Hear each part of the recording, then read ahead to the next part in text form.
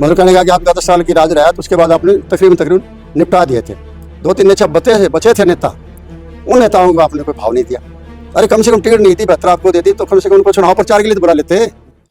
क्योंकि मैं ये भी देख रहा था कि कांग्रेस पार्टी के चुनाव के बाद में मंथन के अलग अलग बुलाए लोगों को, मैं भी गया था, अलग मतलब बात करके अलग कमरे में हमने सब ने अपना बता दिए क्यों आ रही है पार्टी।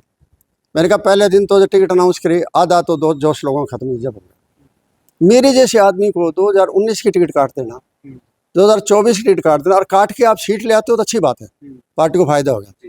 दोनों बार बीजेपी गई, सीट गई, तो फिर इसका मतलब मैं ही ठीक था, फैसला करने वाले कहाँ ठीक थे। इसका मतलब मेरे से बैर बढ़ते, वो अंदर ही अंदर बाहर दिखावा करते थे, बाहर सारी चीज़ करते थे, ये है वो है फलाना है, आप ही हो, ये हो फलाने हो, और थापियाँ मार मार के इनके थापियाँ मारी थी।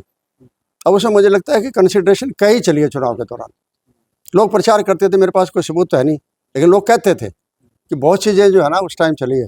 अरे बहुत चीज़ें बाद में कर ली थी तुम्हारी सरकार बनने के बाद में, टिकटों टाइम क्यों कर रहे हो ये चीज़ें, लेकिन चली, चलो चलेगी तो फिर देख लिया, रिजल्ट देख लिया, आई हुई सरकारों को दिया। फिर बाद में प्रचार जब चला ना, तो प्रचार में आपने किसी भी दूसरी जाति के नेता को या दूसरे पार्टी के नेताओं को भी साथ में आपने नहीं लिया। आपने तो निपटाया। 2005 में जो भजनलाल की वजह से कांग्रेस पार्टी की 67 सीटें आई थी, तो इनको मुख्यमंत्री चलो बना दिया, अच्छी बात है। इसके बाद उनको जोड़ के रखना चाहिए था ना। आज कहाँ है परिवार? जो भजनलाल परिवार इतना बड़ा परिवार था, कहाँ गया? कहानी इसमें दिखाई नहीं देता। जो बंसी लाल था, बहुत बड़ा एक विकास स्वरूप का नाम था, वो कहाँ है? राव वीरेंद्र सिंह बहुत बड़े नेता थे, उनका बेटा राव इंद्रजीत और उनके आगे पोती भी आ गई, कहाँ है वो परिवार? इसी तरीके से आप कोई देख लो, रमेश कौशिक कहाँ है? आज डॉक्टर अरविंद शर्मा कहाँ है? चौधरी वीरेंद्र सिंह डूमर का कहाँ थे चुनाव में पहले? मतलब कहने का कि आपका 10 साल की राज रहा है, तो उसके बाद आपने तकरीबन निपटा दिए थे। 2-3 नेता बचे थे नेता, उन नेताओं को आपने कोई भाव नहीं दिया। अरे कम से कम टिकट नहीं थी, बेहतर आपको देती तो कम से कम उनको चुनाव प्रचार के लिए तो बुला लेते। उस चुनाव प्रचार के दौरान भी बहुत नुकसान हुआ। बीजेपी समझदार थी, 1 तारीख को चुनाव थे, 1 की बजाय 5 तारीख को कर दिए उन्होंने। अगर मैं कहता हूँ 7-8 कर देते तो ये 37 की बजाय 17 पर आ जाते। इतना बड़ा नुकसान, उसके बाद कोई कार्रवाई नजर नहीं आ रही आपको। तो देखो वैक्यूम आया है, इसके बाद देखो 5 महीने पानी बंद रहा था हरियाणा का, और बहुत मुद्दे आए। बयान भी तो बहुत हुए, चंडीगढ़ बयान दे दिया, दिल्ली बयान दे दिया, किसी जिले के अंदर दे दिया, बयान दे दिया, लेकिन गतिविधि सारी की सारी समाप्त होगी। पब्लिक के लिए आपने कहाँ लड़े? अब जैसे बाढ़ आई, आधा हरियाणा डूब गया, किसानों को खाद नहीं मिली, किसानों को बीज नहीं मिला, भाव नहीं मिला, बीमारी अब आ रही है और बिक भी नहीं रही है।